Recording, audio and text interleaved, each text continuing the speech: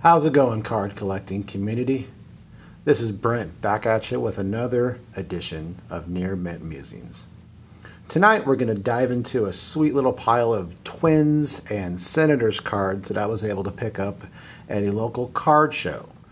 This card show was cool. So if you saw my first video, I moved to the Tri-Cities area of Washington State, specifically Kennewick, Washington, a little over 2 years ago, and haven't really connected with the fledgling, at the time I thought, fledgling card collecting community, but boy was I wrong. There are a number of collectors in the Tri-Cities area, and I was able to connect up with a couple of them this past Sunday at a card show, and got to obviously talk cards, put some faces to names, do a little swapping, and it was a good time. So I'm gonna, without further ado, dive right into some of the pickups I had.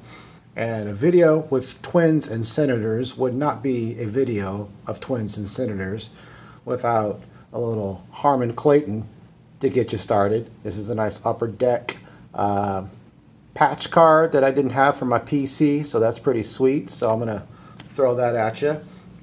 Next we got this really cool 1955 Topps commemorative rookie patch card. So that is just commemorating that iconic, gorgeous rookie card of Harmon's. Love that. Next we have a 1964 Topps All-Star Vets Nellie Fox, Harmon Killebrew. What I love about this card, besides the fact that Harmon's on it, look at Nelly. Sorry about the glare. He's just looking at Harmon like, who are you? I just love the incredulous look on his face and the story that this card could probably tell behind the scenes. So, nice pickup. I have a couple of these already, but this was the best condition one that I got yet. Hope to get this in a slab one day soon. All right, now I'm going to dive into some random and somewhat obscure Twins and Senators, but I'm going to have some cool little fun facts to go with each of these guys, all right? So first off, we've got a 1968 Frank Castro. This is his only card. He was a utility infielder for the Twins off and on from 1964 to 1969, and this was his only card. So I don't know if that really qualifies as a fun fact, but now you know a lot more about one Frank Castro. Gorgeous card, though. All right, next up, we have a 1960 Bob Allison Topps All-Star rookie for outfield. So this was after his rookie year of 1959. This isn't his rookie. This is the second-year card. But he was the 1959 Rookie of the Year. Pretty cool, right? Cool fun fact, he was the first of 4 Minnesota Twins to lead the league in WAR. The other 3, Zoilo Versailles, Rod Carew, and Joe Mauer. But of those 4, he's the only one not to win the MVP of the league the same year. The other 3 did. Versailles, Carew, and Joe Mauer. So there's your little fun fact about Bob Allison, a Twins legend. Next, we've got a 1960 Pedro Ramos from Cuba. His fun fact is April 11th, 1961, he was the winning pitcher in the first ever Minnesota Twins game. They won 6-0 over the Yankees. What's up? Pedro Ramos. That's his little place in history and Twins lore. The first winning pitcher in Twins history. Pedro Ramos. Beautiful. Another 1960 card coming at you. Camilo Pascual, again of Cuba. And I'm going to read you, I want to read you a article that I found about Camilo Pascual. That's really, I found really interesting. In late December 1959, it was widely published that Senators owner Calvin Griffith, quote, had looked $1 million in the eye and expressed no interest, end of quote. It was an offer not for his whole franchise, but merely for 2 of his ball players. Now, in 1959, you can probably figure who one of those ball players was. Maybe this guy, and you'd be correct. But the other was this guy, Camilo Pascual. One of those published reports further explained the matter as follows, quote, "The bidder was Gabe Paul, the vice president of the Cincinnati Reds. Gabe said, I offered Griffith $500,000 each for Killebrew and Pascual, and it was a firm offer," Paul said. "I considered Pascual the best pitcher in the majors." So that's an interesting little story about how much he was looked at as a rising star and a pitcher that teams could build upon as one of the foundations of their staffs.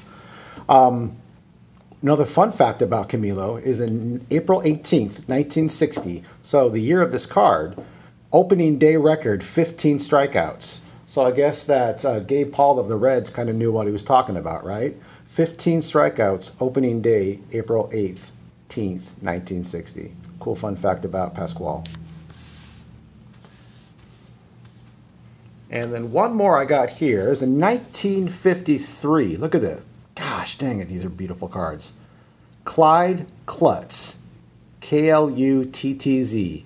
Clyde Klutz. Players' names were just better back then. He was a catcher from 42 to 52. He only had the one season with the Senators. This was his last season, and it was the only one with the Senators.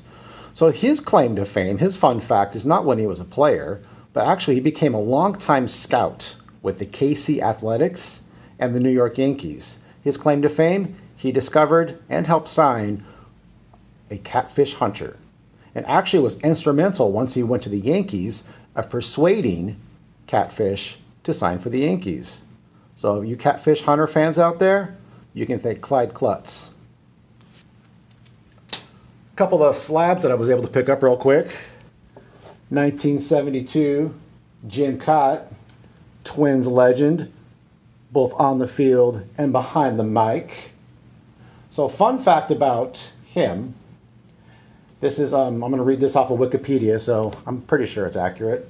At the time of his retirement, his 25-year career was the longest of any pitcher in Major League history. He's now third all-time behind Nolan Ryan's 27 years and Tommy John's 26. He also set a 20th century record by playing during the administrations of 7 U.S. presidents: Eisenhower, Kennedy, Johnson, Nixon, Ford, Jimmy Carter, and Ronald Reagan. The mark has only been equaled by one other pitcher, Nolan Ryan.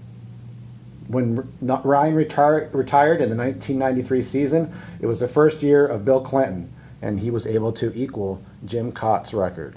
So long tenured pitcher, and now broadcaster. I believe he's currently still with the MLB Network. And then last but not least, we've got this guy.